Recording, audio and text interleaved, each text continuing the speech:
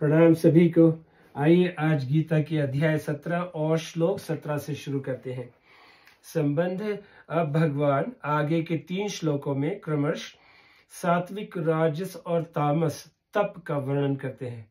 ये श्लोक 17 श्रद्धया परया तप्तो तपस्तत्रिविध नरे अफलाकांक्षीर्भियुक्ते सात्विक परिचक्षते। परम श्रद्धा से युक्त फलेच्छा रहित मनुष्यों के द्वारा 3 प्रकार मतलब शरीर, वाणी और मन का तप किया जाता है, उसको सात्विक कहते हैं। व्याख्या। श्रद्धया परया तप्तम, शरीर, वाणी और मन के द्वारा जो तप किया जाता है वह तप ही मनुष्यों का सर्वश्रेष्ठ कर्तव्य है और यही मानव जीवन के उद्देश्य की पूर्ति का अचूक उपाय है। शरीर, वाणी और मन का तप सांगोपांग रूप से तभी संपन्न होता है जब नाशवान वस्तुओं से संबंध विच्छेद का उद्देश्य रहता है तथा इसको सांगोपांग अच्छी तरह से करने पर मनुष्य के लिए कुछ करना बाकी नहीं रहता, अर्थात जो वास्तविक तत्व है उसमें स्वतः स्थिति हो जाती है। ऐसे अटल विश्वास पूर्वक श्रेष्ठ श्रद्धा करके बड़े बड़े विघ्न और बाधाओं की कुछ भी परवाह न करते हुए उत्साह एवं आदर पूर्वक तप का आचरण करना ही परम श्रद्धा से युक्त मनुष्य द्वारा उस तप को करना है। अफलाकांक्षी युक्तये नरय, यह इन 2 विशेषणों सहित नरय पद देने का तात्पर्य यह है कि आंशिक सद्गुण सदाचार तो प्राणी मात्र में रहते ही हैं, परंतु मनुष्य में ये विशेषता है कि वह सद्गुण सदाचारों को सांगोपांग एवं विशेषता से अपने में ला सकता है और दुर्गुण, दुराचार, कामना, मूर्ता आदि दोषों को सर्वथा मिटा सकता है। निष्काम भाव मनुष्य में ही हो सकता है। सात्विक तप में तो नर शब्द दिया है, परंतु राजस तामस तप में मनुष्यवाचक शब्द दिया ही नहीं। तात्पर्य यह है कि अपना कल्याण करने के उद्देश्य से मिले हुए अमूल्य शरीर को पाकर भी जो कामना, दंभ, मूढ़ता आदि दोषों को पकड़े हुए हैं वे मनुष्य कहलाने के लायक ही नहीं है। फल की इच्छा न रखकर निष्काम भाव से तप का अनुष्ठान करने वाले मनुष्यों के लिए यहाँ उपयुक्त पद आए हैं।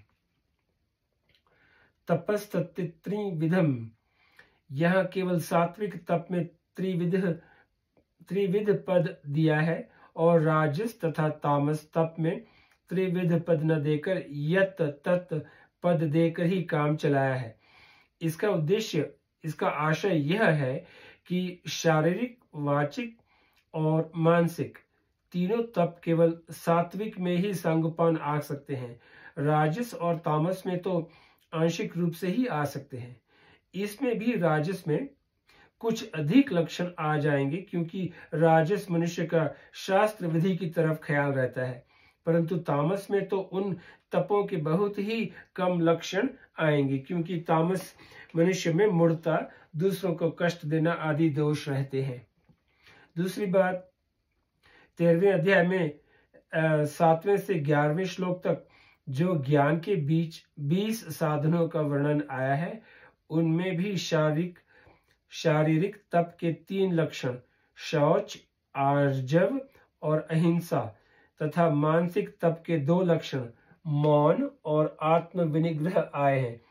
ऐसे ही 16वें अध्याय में पहले से 3वें श्लोक तक जो दैवी संपत्ति के 26 लक्षण बताए गए हैं उनमें भी शारीरिक तप के 3 लक्षण शौच, अहिंसा और आर्जव तथा वाचिक तप के 2 लक्षण सत्य और स्वाध्याय आए हैं।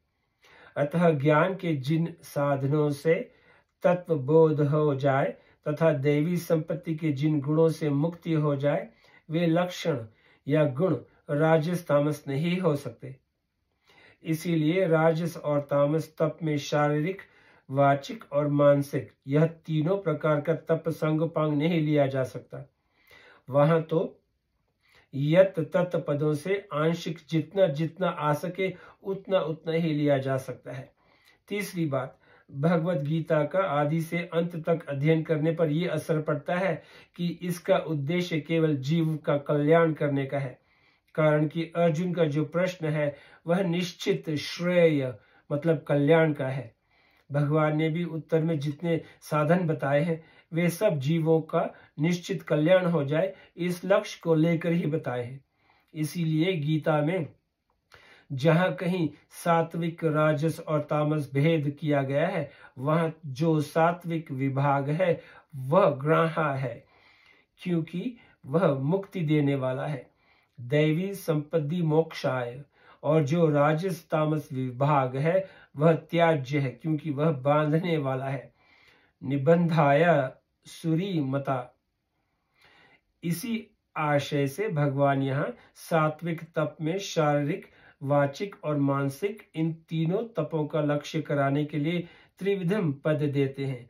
सात्विक परिचर्य,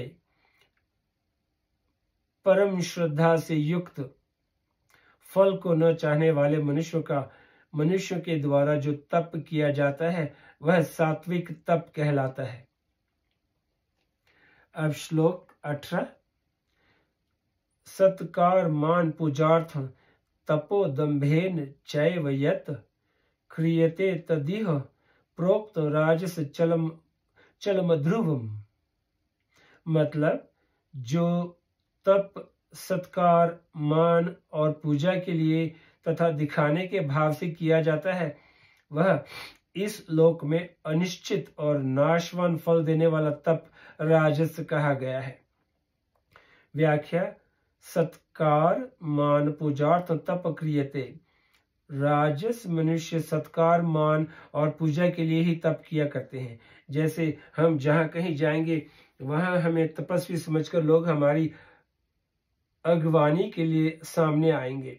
गांव भर में हमारी सवारी निकलेगी, जगह जगह लोग हमें उत्थान देंगे, हमें बैठने के लिए आसन देंगे, हमारे नाम का जय घोष करेंगे, हमसे मीठा बोलेंगे, हमें अभिनंदन पत्र देंगे, इत्यादि इत्यादि ब्राह्मण क्रियाओं द्वारा हमारा सत्कार करेंगे। लोग हृदय से हमें श्रेष्ठ मानेंगे कि ये बड़े संयमी, सत्यवादी, अहिंसक सज्जन हैं। वे सामान्य मनुष्यों की अपेक्षा हमारे में विशेष भाव रखेंगे, इत्यादि हृदय के भावों से लोग हमारा मान करेंगे।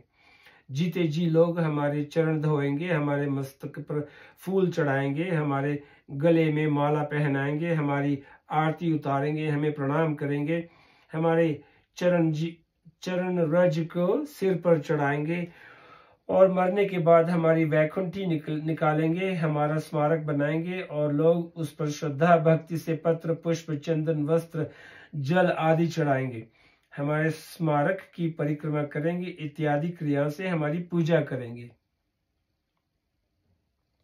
दंभेन चैव यत्, भीतर से तत्पर श्रद्धा और भाव न होने पर भी बाहर से केवल लोगों को दिखाने के लिए आसन लगाकर बैठ जाना, माला घुमाने लग जाना, देवता आदि का पूजन करने लग जाना, सीधे सरल चलना, हिंसा न करना आदि। तदीह प्रोक्त राजस चलम ध्रुवम।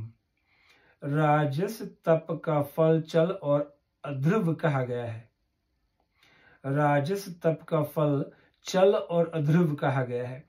तात्पर्य यह है कि जो तप सत्कार, मान और पूजा के लिए किया जाता है उस राजस तप का फल यहाँ चल अर्थात नाशवान कहा गया है, और जो तप केवल दिखावटीपन के लिए किया जाता है उसका फल यहाँ अध्रुव अर्थात अनिश्चित कहा गया है। इह प्रोक्तम पदों का तात्पर्य यह है कि इस राजस तप का इष्ट फल प्राय यहाँ ही होता है, कारण कि सात्विक पुरुषों का तो ऊर्ध्व लोक है, तामस मनुष्यों का अधोलोक है और राजस मनुष्य का मध्य लोक है। गीता। इसीलिए राजस तप का फल न स्वर्ग होगा और न नरक, क्योंकि यहाँ ही महिमा होकर, प्रशंसा होकर खत्म हो जाएगा। राजस मनुष्य के द्वारा शारीरिक, वाचिक और मानसिक तप हो सकता है क्या? फलेच्छा होने से वह देवता आदि का पूजन कर सकता है। उसमें कुछ सीधा सरलपन भी रह सकता है। ब्रह्मचर्य रहना मुश्किल है, अहिंसा भी मुश्किल है, पुस्तक आदि पढ़ सकता है। उसका मन हरदम प्रसन्न नहीं रह सकता और सौम्य भाव भी हरदम नहीं रह सकता। कामना के कारण उसके मन में संकल्प विकल्प होते रहेंगे। वह केवल सत्कार, मान, पूजा और दंभ के लिए ही तप करता है, तो उसके भाव की संशुद्धि कैसे होगी? अर्थात उसके भाव शुद्ध कैसे होंगे? अतः राजस मनुष्य 3 प्रकार के तप को सांगपान नहीं कर सकता। अब श्लोक 19। मूढ़ ग्राहेणात्मनो यत पीड़या क्रियते तप परस्योत साधनार्थ वा तत्तामस मुदाहंतम। जो तप मूर्ता पूर्वक हट से अपने को पीड़ा देकर अथवा दूसरों को कष्ट देने के लिए किया जाता है, वह तप मानस कहा गया है। व्याख्या: मूढ़ ग्राहेणात्मनो यत पीड़या क्रियते तप। तामस तप में मूर्ता पूर्वक आग्रह होने से अपने आप को पीड़ा देकर तप किया जाता है। तामस मनुष्य में मूर्ता की प्रधानता रहती है, अतः जिसमें शरीर को, मन को कष्ट हो उसी को वे तप मानते हैं। परस्योत साधनार्थ वा, अथवा वे दूसरों को दुख देने के लिए तप करते हैं। उनका भाव रहता है कि शक्ति प्राप्त करने के लिए तप करने में मुझे भले ही कष्ट सहना पड़े, पर दूसरों को नष्ट भ्रष्ट तो करना ही है। तामस मनुष्य दूसरों को दुख देने के लिए उन 3 मतलब कायिक, वाचिक और मानसिक तपों के आंशिक भाग के सिवाय मनमाने ढंग से उपवास करना, शीत घाम को सहना आदि तप भी कर सकते हैं। तत्तामस मुदाहंतम। तामस मनुष्य का उद्देश्य ही दूसरों को कष्ट देने का, उनका अनिष्ट करने का रहता है, अतः ऐसे उद्देश्य से किया गया तप तामस कहलाता है। सात्विक मनुष्य फल की इच्छा न रखकर परम श्रद्धा से तप करता है, इसीलिए वास्तव में वही मनुष्य कहलाने लायक है। राजस मनुष्य सत्कार, मान, पूजा आदि दंभ के लिए तप करता है, इसीलिए वह मनुष्य कहलाने लायक नहीं है, क्योंकि सत्कार, मान आदि तो पशु पक्षियों को भी प्रिय लगते हैं और वे बेचारे दंभ भी नहीं करते। तामस मनुष्य तो पशुओं से भी नीचे हैं, क्योंकि पशु पक्षी स्वयं दुख पाकर दूसरों को दुख तो नहीं दे सकते, पर यह तामस मनुष्य तो स्वयं दुख पाकर दूसरों को दुख देता है। अब श्लोक 20 संबंध। अब भगवान आगे के 3 श्लोकों में क्रमश सात्विक, राजस और तामस दान के लक्षण बताते हैं। दातव्यमिति यद्दानं दीयते नुपकरणे देशे काले च पात्रे च तद्दानं सात्विक स्मृतम। मतलब दान देना कर्तव्य है। ऐसे भाव से जो दान देश, काल और पात्र के प्राप्त होने पर अनुपकारी को दिया जाता है, वह दान सात्विक कहा गया है। व्याख्या: इस श्लोक में दान के 2 विभाग हैं। एक, दातव्यमिति यद्दानं दीयते अनुपकरणे, और दूसरा, देशे काले च पात्रे च। दातव्यमिति से लेके देशे काले च पात्रे च तक केवल देना ही मेरा कर्तव्य है, कारण कि मैंने वस्तुओं को स्वीकार किया है, अर्थात उन्हें अपना माना है। जिसने वस्तुओं को स्वीकार किया है उसी पर देने की जिम्मेवारी होती है, अतः देना मात्र मेरा कर्तव्य है। इस भाव से दान करना चाहिए। यह उसका यहाँ क्या फल होगा और परलोक में क्या फल होगा, यह भाव बिल्कुल नहीं होना चाहिए। दातव्य का तात्पर्य ही त्याग में है। अब किसको दिया जाए? तो कहते हैं दियते नुपकरणे, अर्थात जिसने पहले कभी हमारा उपकार किया ही नहीं, अभी भी उपकार नहीं करता है और आगे हमारा उपकार करेगा ऐसी संभावना भी नहीं है, ऐसे अनुपकारी को निष्काम भाव से देना चाहिए। इसका तात्पर्य यह नहीं है कि जिसने हमारा उपकार किया है उसको उसको न दे, प्रत्युत जिसने हमारा उपकार किया है उसे देने में दान न माने, कारण कि केवल देने मात्र से सच्चे उपकार का बदला नहीं चुकाया जा सकता।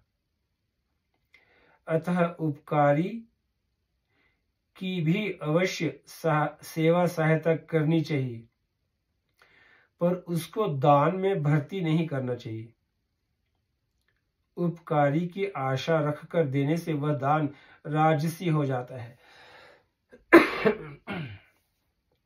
देशे काले च पात्रे च, यह देश, काल और पात्र तीनों में यस्य च भावेन भावलक्षणम, इस सूत्र से सप्तमी की गई है।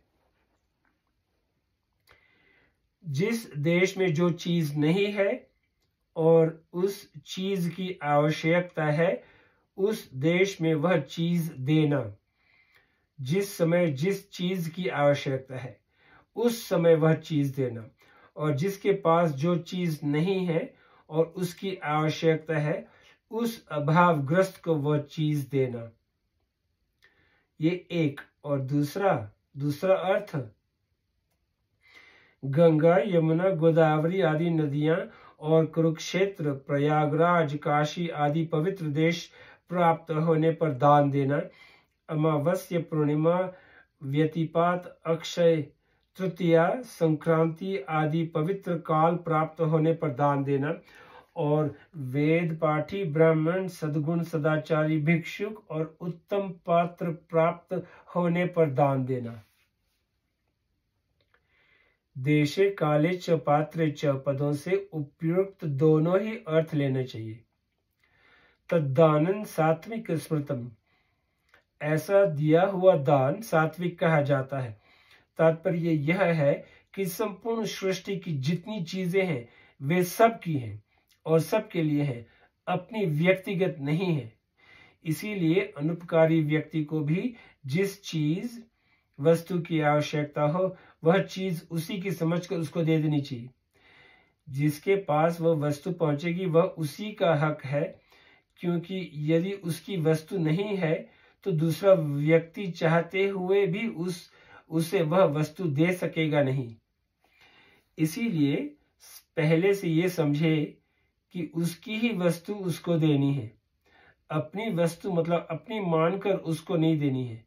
तात्पर्य यह है कि जो वस्तु अपनी नहीं है और अपने पास है, अर्थात उसको हमने अपनी मान रखी है, उस वस्तु को अपनी न मानने के लिए उसकी समझकर उसी को देनी है। इस प्रकार जिस दान को देने से वस्तु, फल और क्रिया के साथ अपना संबंध विच्छेद होता है वह दान सात्विक कहा जाता है। आज यहीं पे समाप्त करते हैं, फिर कल श्लोक 21 से शुरू करेंगे। आपका बहुत बहुत शुक्रिया।